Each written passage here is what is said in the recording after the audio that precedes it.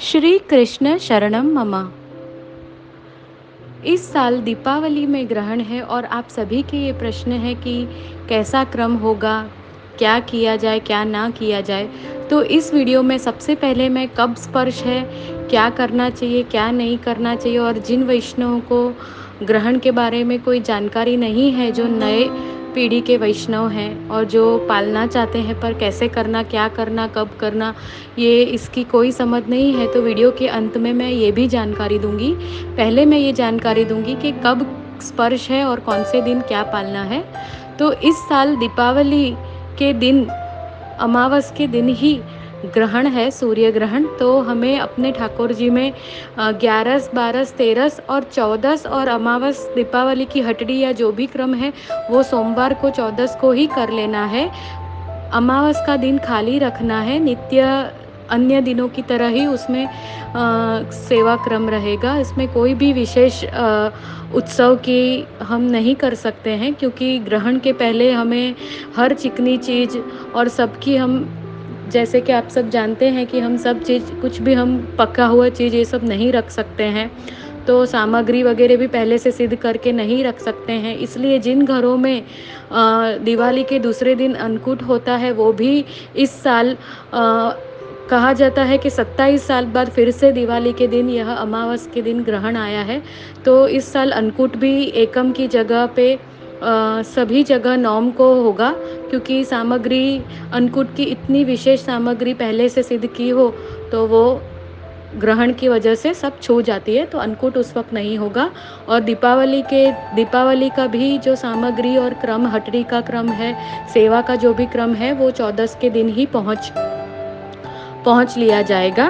और अमावस के दिन, कार्तिक की शुक्ल पक्ष अमावस मंगलवार के दिन 25 अक्टूबर को ग्रहण का स्पर्श दोपहरी में 4:35 से शुरू होगा। मध्य 5:35 पे होगा, जिस मध्य में हम दान इत्यादि प्रभु के सन्मुख कर सकते हैं, करना चाहिए मनुष्य को। और मोक्ष 6:29 को है। पूरे ग्रहण का पर्व काल 1 घंटा और 64 मिनट है। इसीलिए सोमवार को ही 14 को मध्य रात्रि के 3 बजे के 29 मिनट से ही वेद लग जाएगा। वेद लगना मतलब सूतक लग जाता है। इसलिए उसके बाद से जो इंसान स्वस्थ है और अनुकूल है, वो रात्रि के वेद लगने से ही अन्न नहीं खाएगा। और सुबह मंगलवार के दिन ही 12:18 के पर्व तक ही जल पिया जाएगा। उसके बाद मथनी से जल हटा दिया जाएगा।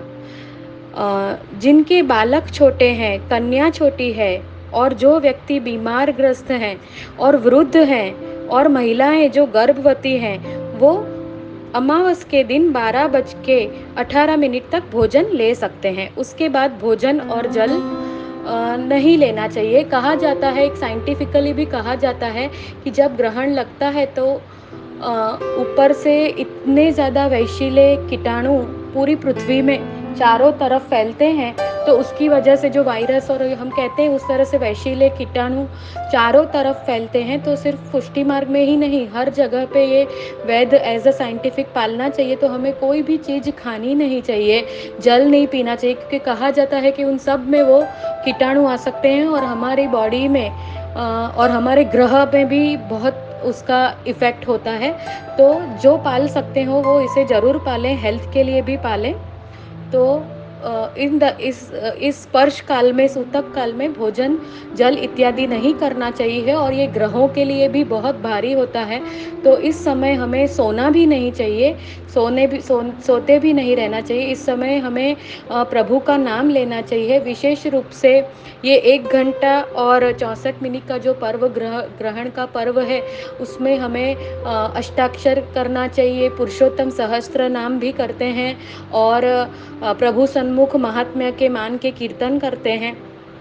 तो इन समय ये हमारी स्पिरिचुअलिटी को भी 100 टाइम्स मोर इंक्रीज करता है। तो हमें ये सब करने से भी अनेक लाभ मिलते हैं।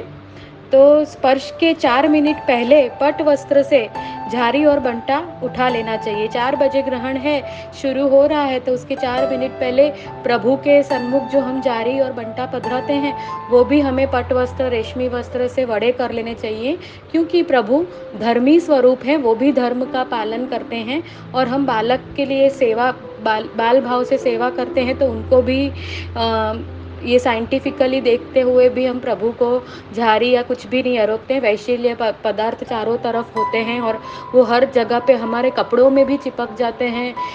पकी हुई अनाज वगैरह है, उसको हम नहीं हटा सकते हैं, पर जितनी चिकनाई वाली चीज़ है या हम पहले से कोई चीज़ बना के रखते हैं, तो इन दिनों जब ग्रहण आने वाला हो तो ये कुछ हमें पहले से सामग्री वगैरह सिद्ध करके नहीं रखनी चाहिए। उसी दिन तक की ही 14 तक की ही सामग्री सिद्ध करनी चाहिए। ठाकुर जी में भी सुबह जल्दी सेवा पहुँच लेनी है। इस दिन अमावस के दिन सुबह 10 बजे तक ही जिन लोग सखड़ी का क्रम प्रभु को अरोगाते हैं, वो 10 बजे तक ही ठाकुर जी की सेवा पहुँचे, ताकि पीछे से और वो सखड़ी का महाप्रसाद गाय को जाता है, वो परिवार के सदस्य नहीं लेते हैं। हाँ, वृद्ध हैं कि बालक है या गर्भवती हैं तो वो ले सकते हैं, उनके लिए इतना नियम नहीं है। तो ये हम कर सकते हैं। और ग्रहण के मध्य में सभी मनुष्यों को यथाशक्ति दान ब्राह्मण को अवश्य करना चाहिए। दान में दाल चोखा की खिचड़ी, मतलब खिचड़ी बना के नहीं, पका के नहीं रखनी है, दाल और चोखा को मिक्स करना है, थोड़ा घी लेना है, थोड़ा नमक लेना है, कांसे का कोई बर्तन कटोरी वगैरह लेना, और यथाशक्ति जो भी द्रव्य है, रोकड़े हैं, वो भी उसमें रख के और संकल्प करके और मध्य में दान लेके साइड में रखना है। फिर जब भी कोई ब्राह्मण मिले तो उसे भिजवा सकते हैं। तो ये क्रम हमें करना है। और ग्रहण, जैसे कि मैंने कहा कि हमारे लिए भी भारी होता है, हमारे ग्रहों के लिए भी भारी होता है। तो यह ग्रहण वृषभ, सिंह, धनु, मकर इन राशियों के लिए शुभ है। मेष, मिथुन, कन्या, कुंभ इन राशियों के लिए मध्य है। और कर्क, तुला, वृश्चिक, मीन ये राशियों के लिए अशुभ है। जिनके लिए अशुभ है उन्हें विशेष करके खास ध्यान करना चाहिए, दान आदि करना चाहिए अचूक, और सतत अष्टाक्षर षोडश ग्रंथ के प्रभु के नाम स्मरण कीर्तन ये सब करने चाहिए। जप का भी बहुत महत्व है, अष्टाक्षर का जप है, पुरुषोत्तम सहस्त्र नाम करना चाहिए। तो ग्रहण में ये सब अवश्य करना चाहिए। अब आगे मैं ये आपको जानकारी देती हूँ कि ग्रहण के से पहले हमें क्या तैयारी करनी चाहिए। तो ग्रहण से पहले हमें अपने सारे वस्त्र जो भी हैं, कपड़े धुले हुए हैं या कोई भी चीज़ें, वो सबको अंदर रख देना चाहिए। शैम्पू, तेल वगैरह, क्रीम जो भी हम यूज़ करते हैं उसको भी कबाट के अंदर बंद कर देने चाहिए। एज़ मैंने आपको बताया कि बहुत सारे जर्म्स, कीटाणु जहरीले हैं, वो चारों तरफ फैलते हैं ग्रहण में, तो और गिरते हैं, तो हमें ये सब हमें अफेक्ट, धुले हुए कपड़े बाहर सूखे नहीं रखने चाहिए, उन्हें भी उतार कर पहले से ही स्पर्श काल पहले से ही अंदर रख देने चाहिए।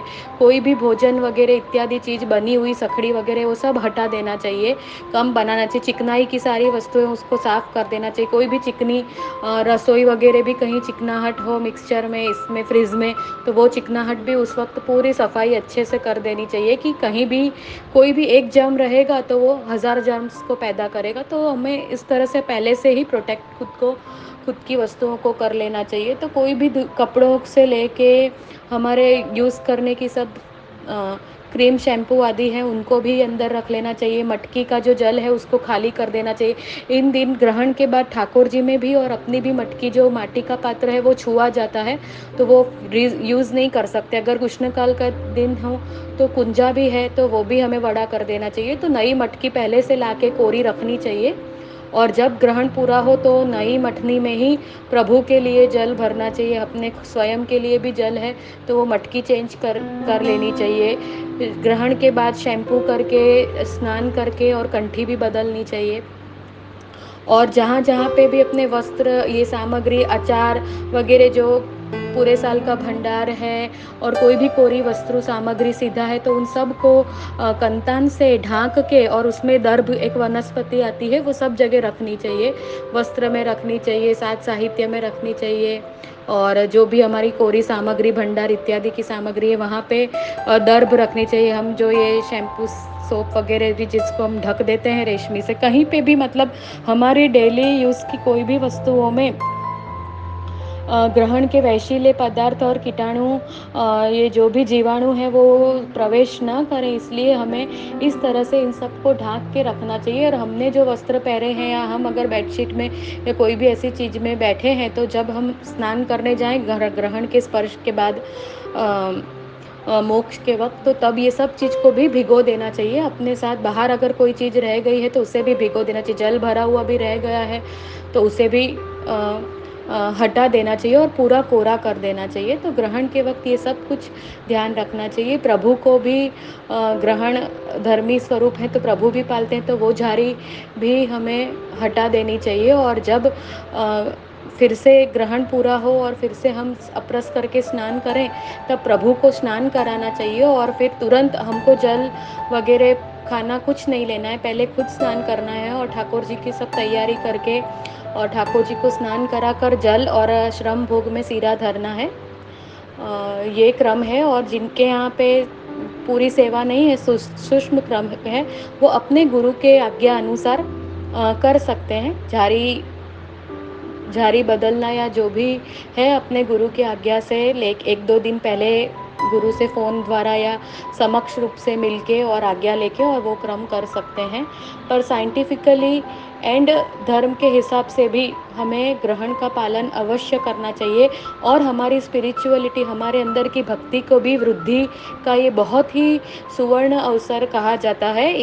इस पर्व में हम जितना भी प्रभु नाम लेते हैं या जप आदि करते हैं, तो हमारे अंदर इंटू 100 100 गुनी भक्ति या हमारे अंदर डिवाइनिटी, हमारे अंदर प्योरिटी बढ़ती है। तो हमें इसका बहुत ही लाभ लेना चाहिए और इसे अच्छे भाव से लेके भगवत स्मरण करना चाहिए। हमारे घर के बालक हैं, वृद्ध हैं, पति पत्नी है, सब साथ में मिलके समूह में पाठ, अष्टाक्षर, हवेली जो जाते हैं तो वहाँ पे मान के महात्मा के संग में मिलके कीर्तन करना, जप आदि करना, सर्वोत्तम करना, पुरुषोत्तम सहस्त्र नाम, ये ज़रूर से करना चाहिए।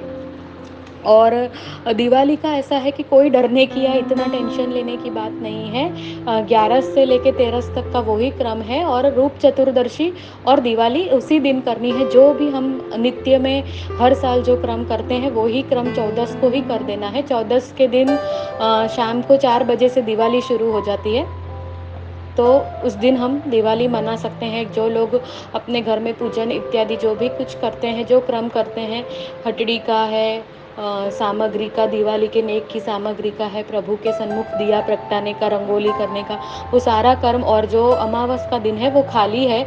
जैसे नित्य नॉर्मल दिनों में हम ऋतु अनुसार सेवा करते हैं, वैसे ही सेवा करनी है, पर सुबह 10 बजे से पहले ही सेवा का क्रम करके प्रभु को अनुसर करा देना है। तो ये है दिवाली के इस साल 2022 25 अक्टूबर का क्रम।